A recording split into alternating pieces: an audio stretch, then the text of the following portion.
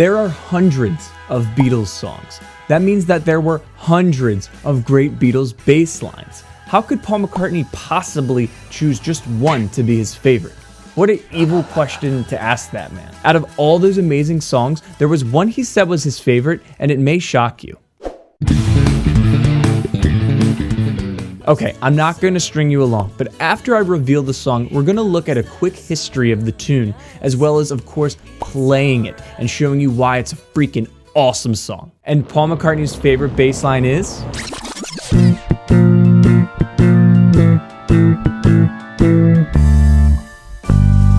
In 1967, while the Beatles were making a promotional film for Strawberry Fields Forever, John Lennon wandered into an antique shop close to their hotel. There he bought a framed Victorian circus poster from 1843. The poster announced that Pablo Fanke's Circus Royal was coming to town. It grandly announced that the circus would be for the benefit of Mr. Kite. Mr. Kite was William Kite, a performer and the son of circus owner James Kite. Lennon hung the poster in his music room at his home in Weybridge and began to use it as inspiration for the song. Interesting story about this song is I used to go around to John's to write with him, and he had this poster on his wall, which was an old circus poster, and so it said, "Being for the benefit of Mr. Kite," and it said, "Henry the Horse dances the waltz, Somersets," and all the whole thing was on the poster.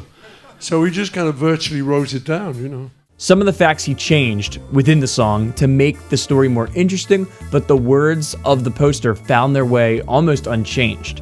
Lennon sat at his piano and sang phrases from the poster until he had the song, with some help from McCartney. This being a quirky tune, it is different from a normal Beatles song, but it perfectly captivates the psychedelic, trippy circus vibe. There's an organ, glockenspiel, harmonica, tons of circus-like sound effects dubbed over by producer George Martin. I find that Paul McCartney's bass lines are more intricate in Lennon-sung tunes because he's not singing and playing them at the same time. Even in the days of the studio where they were doing a lot of overdubbing, Paul still was probably singing when composing his tune, so a lot of Lennon songs have really strong bass lines. And this being a Lennon-written song, Paul has more of an influence in it than one may know. McCartney was really involved. Celebrating Mr. Kid performs his feet on Saturday at Bishopsgate.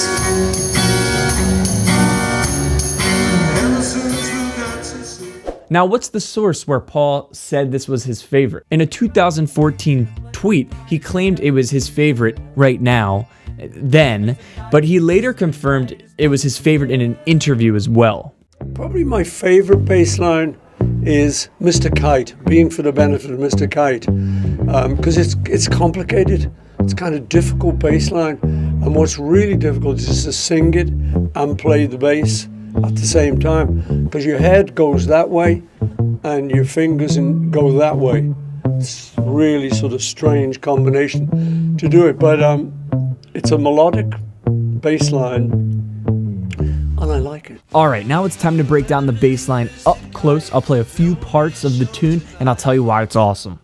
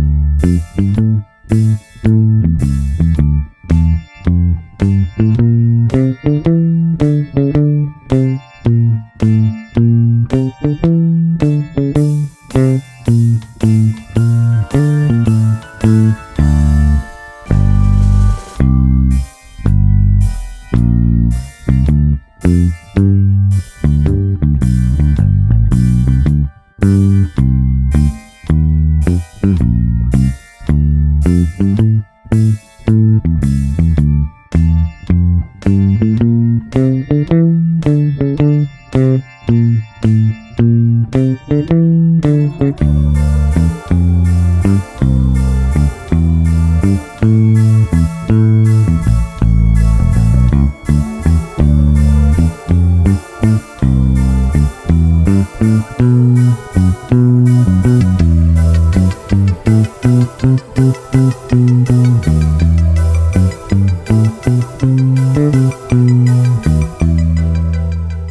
you shocked that out of all the Paul McCartney great bass lines, this was his favorite to play? My last video was about the tunes Paul McCartney didn't play bass on. I want to thank you guys for watching that one. That one was pretty popular, so I'm keeping my foot on the gas with the Beatles. Let me know what you think about this song, what you think about the bass line, what you think about the crazy history behind it. Did you know it was Paul's favorite?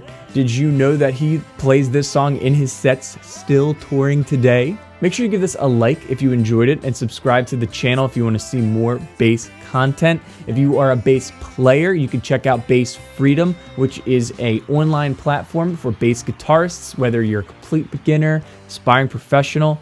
Check it out, and I'll see you guys next time. Peace!